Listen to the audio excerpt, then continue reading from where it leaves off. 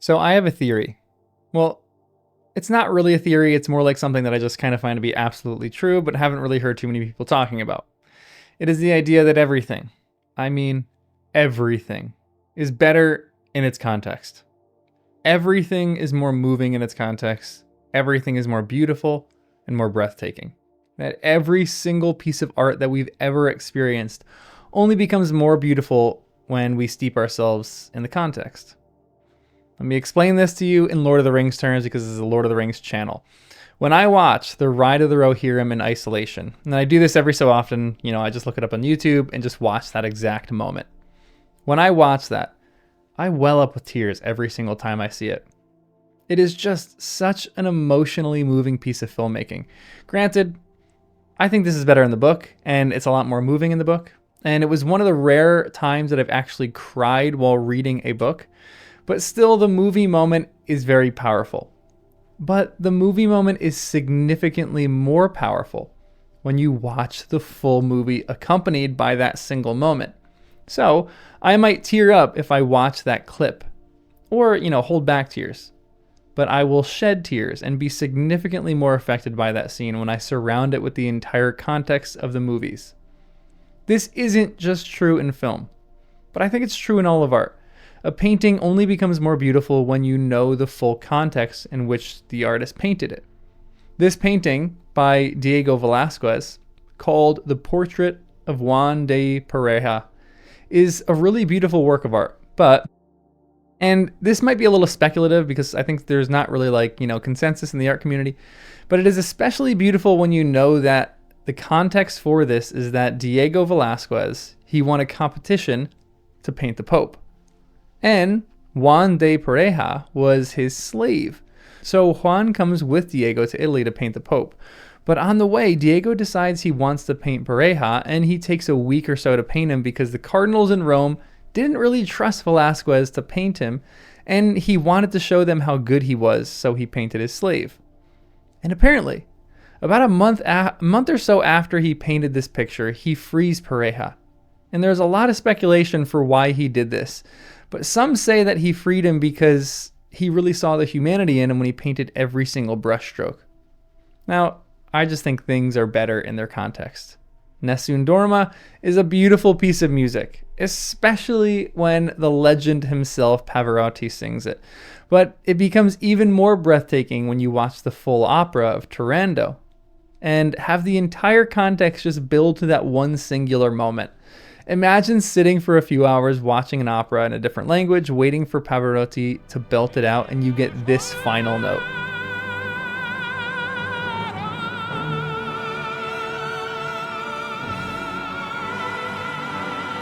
With that look of victory on his face, I'd be weeping. Now, I love Holst's Jupiter. I think it's one of the most beautiful pieces of music ever written. But it's even better when you listen to it in the order with all the other planetary movements that he wrote. Same thing with Adagio for strings and essentially every other piece of music on this planet. Things are just better in their context. And all this is just like a long intro for me to talk about the most beautiful moment and the most beautiful song that J.R.R. Tolkien ever wrote.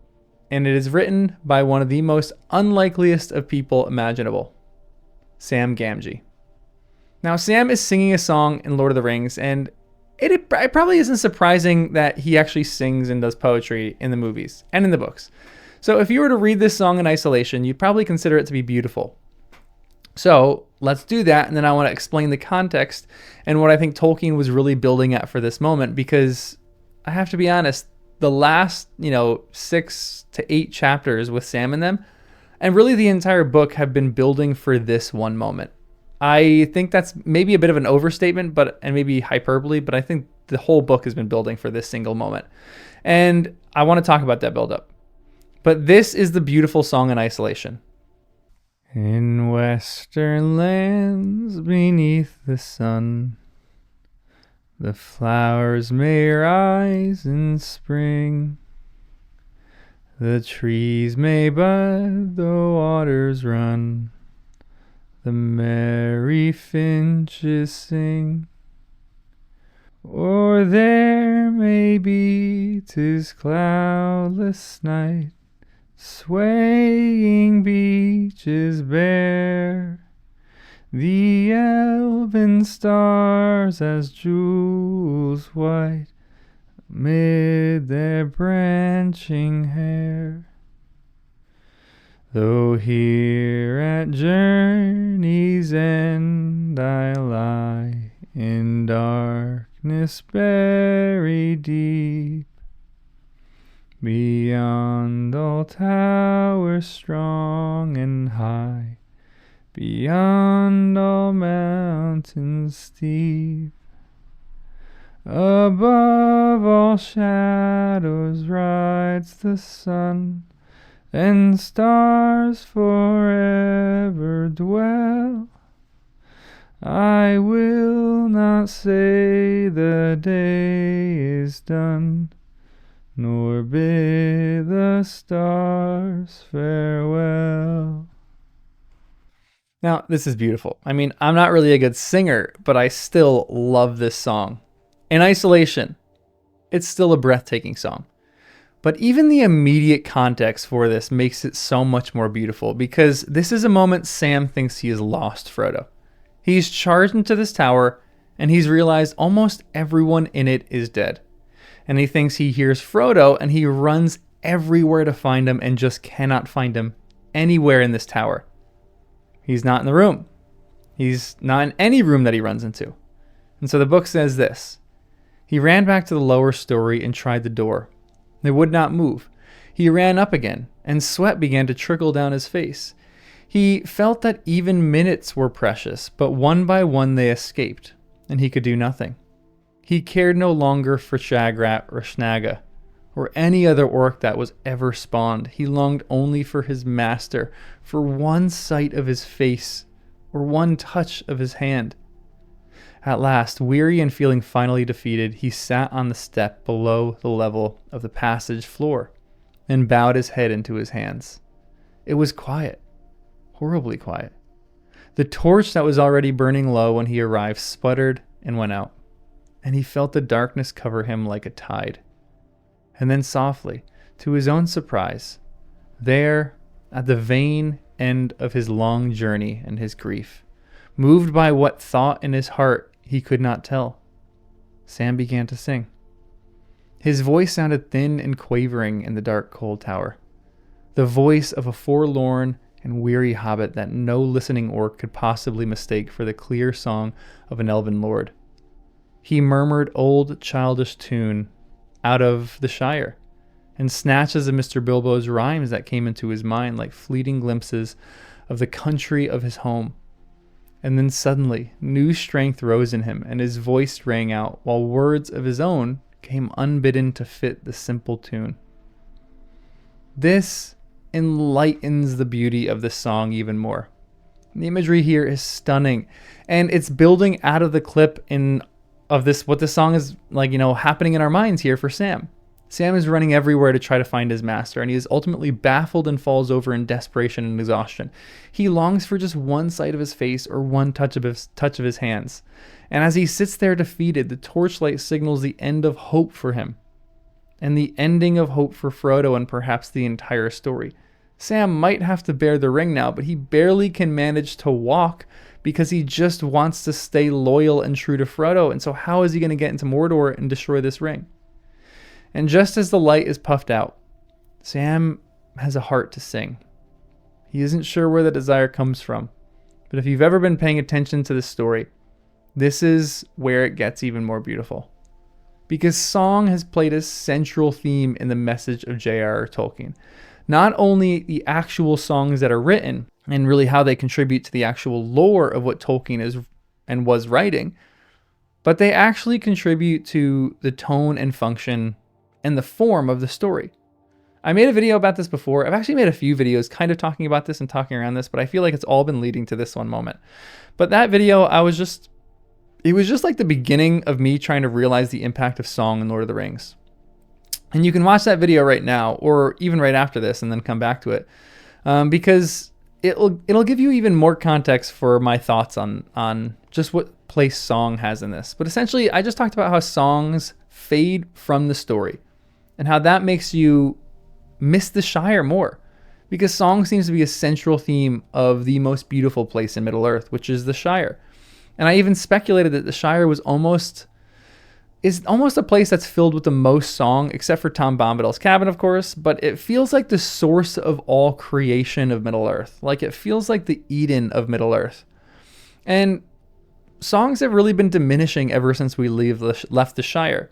For example, and I talked about this before in my other video, The Fellowship of the Ring, Book 1, has 25 songs total.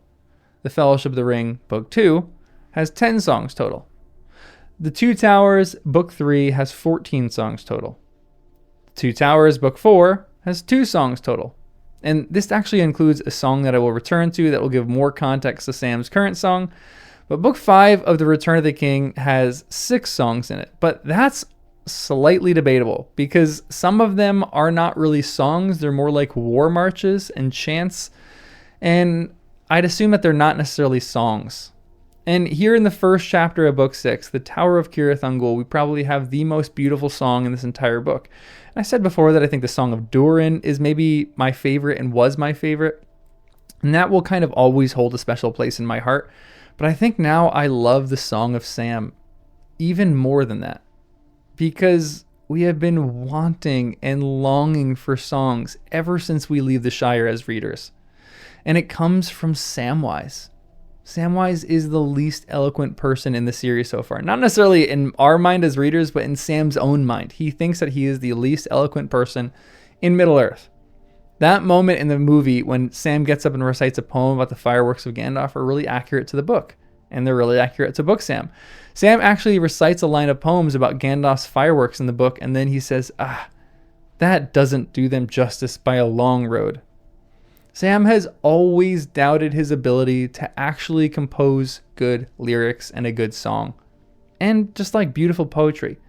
Bilbo is a songwriter and has a love, for the elves, and he really loves writing songs, but they're not that great. But Bilbo thinks they're really decent. He lacks a bit of self-awareness, perhaps. Sam is the opposite. He says beautiful things all the time, but his language is actually really becoming more beautiful the further they get from the Shire, which is shocking.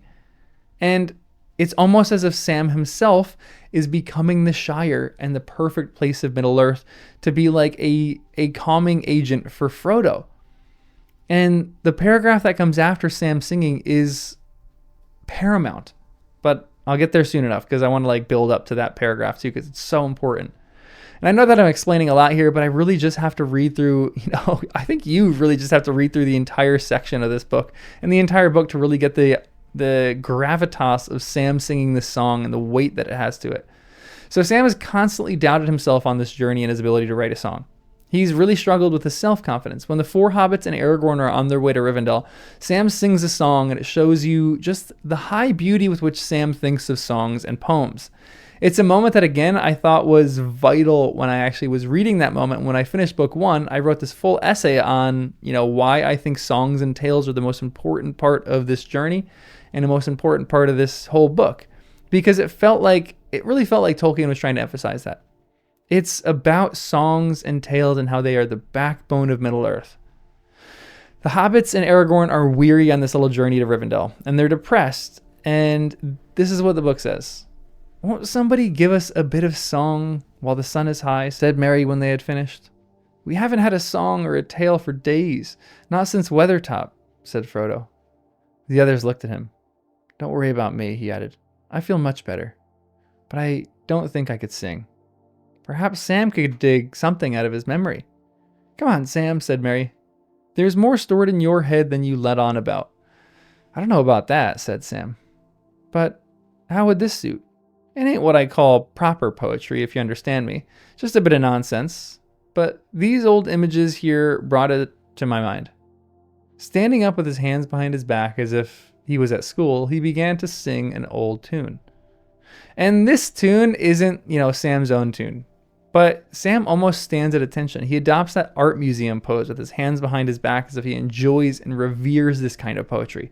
Sam does this again when he recites a poem about Oliphants that in the essay I talked about more, and I wrote a full different essay on the Oliphants essay, or on the Oliphants poem. And it's essentially, I think, how it's the least important song and the least important poem in this book. But it's just a simple poem about Oliphants. Songs are abundant where joy and freedom flourish, like the Shire, and they fade where depression and despair exist in Mordor. And that's why I think the most annoying character in the entire book, Tom Bombadil, which I'm kidding, by the way, I kind of love Tom, but Tom is singing everywhere he goes. It does verge on almost being annoying at times. Even the normal things that he says are kind of with the song lyric feel to it. And Frodo is saved by singing about Tom Bombadil in the Barrow Downs with the Whites when they kind of capture the four hobbits. He defeats the enemy when darkness is closing in by singing. It is the way that you can bring the beautiful places with you and inhabit you, or that inhabit you on a journey. And for Sam, he's always respected song and tale, but he has almost always spoken of silly ones up to this point. The lyrics he recites are never really worth anything of study or meditation, but there is one section of the book where Sam is attempting to describe Galadriel that is just perfect, and it's a perfect example for how this builds up to his song in the end here. Now, this explains my point because I think this is Sam, and this is maybe the divine bursting forth in Sam, because I kind of feel like that is what we try to do when we arrive at poetry. We are trying to describe something and how it makes us feel, but when those moments of inspiration strike, or maybe we really grind out a poem where the inspiration hits us slower and say exactly what we want to communicate or exactly how we feel, it just feels like the divine has kind of struck forth and is pouring from our lips. Like, the god or gods are just using us to communicate beauty. And in the section he was talking about Galadriel, he nearly skimmed divinity. The book says, "The Lady of Lorien, Galadriel," cried Sam. "You should see her. Indeed you should, sir. I am only a hobbit, and gardening's my job at home, sir, if you understand me. And I'm not much good at poetry. Not at making it. A bit of a comic rhyme, perhaps, now and again, but not real poetry. So I can't tell you what I mean. It ought to be sung. You'd have to get Strider, Aragorn that is, or old Mr. Bilbo for that. But I wish I could make a song about her. Beautiful she is, sir, lovely. Sometimes like a great tree in flower, sometimes like a white daffodil, small and slender like, hard as diamonds, soft as moonlight, warm as sunlight, cold as frost in the stars, proud and far off as a snow mountain, and as merry as any lass I ever saw with daisies in her hair in springtime. But that's a lot of nonsense, and all wide of my mark." "And she must be lovely indeed," said Faramir. "Perilously fair." "I don't know about perilous," said Sam. "It strikes me that folk takes their peril with them into Lorien, and finds it because they've brought it.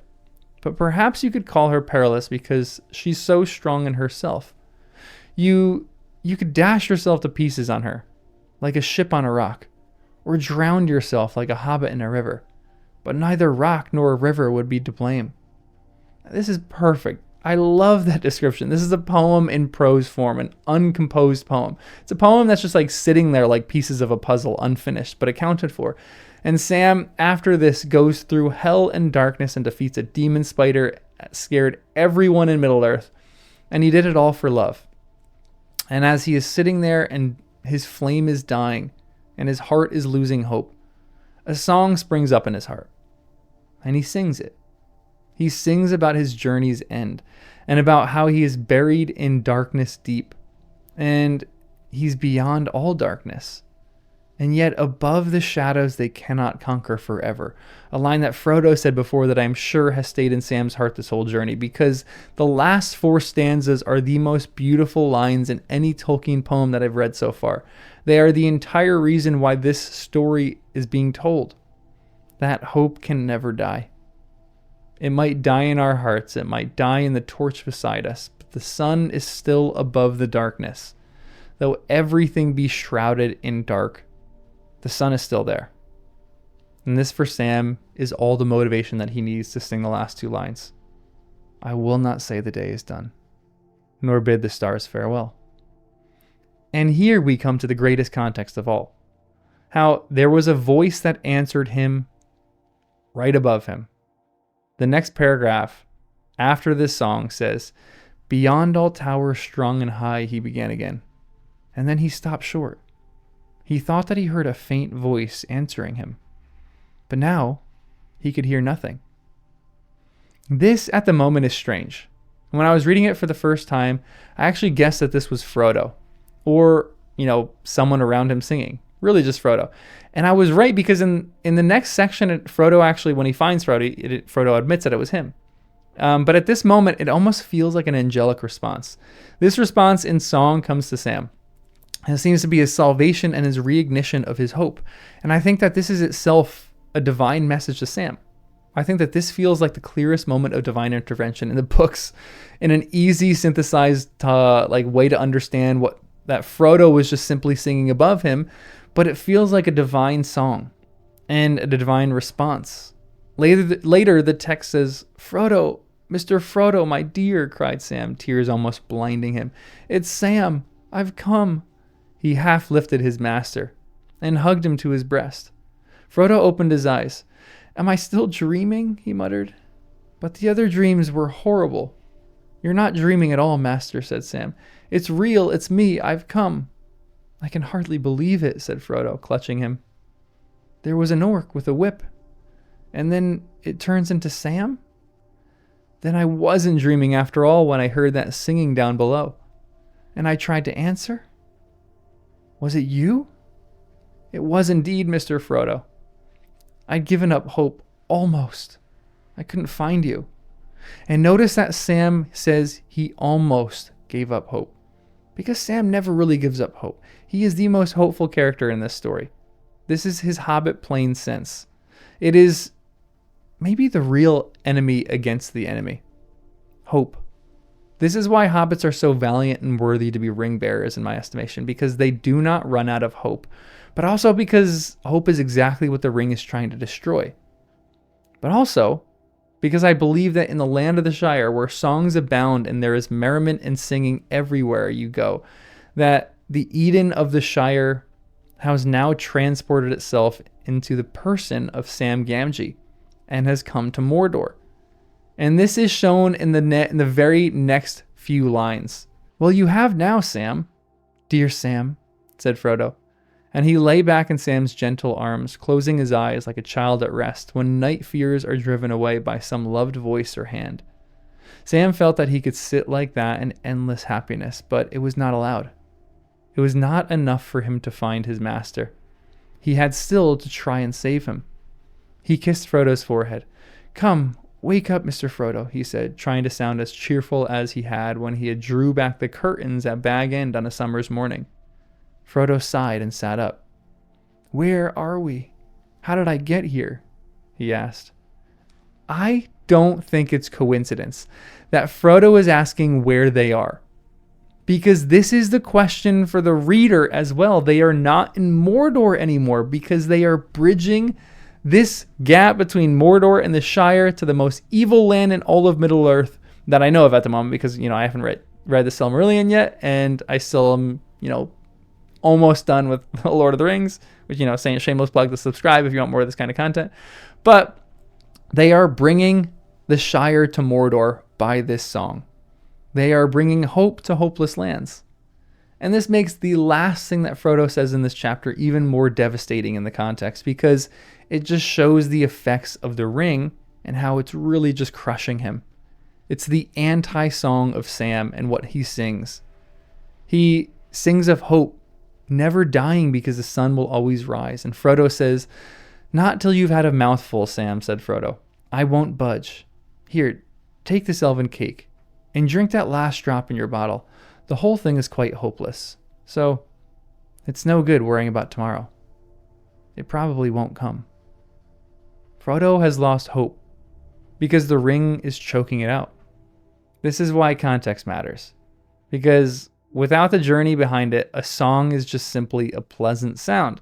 But with the whole journey that they're going through, with the suffering, with the faithfulness of Sam, who just refuses to surrender his hope, even when hope itself seems to kind of have surrendered, even when this torch is just completely shut out and Sam's hope seems to be dwindling, this song becomes the hinge to me of the entire tale.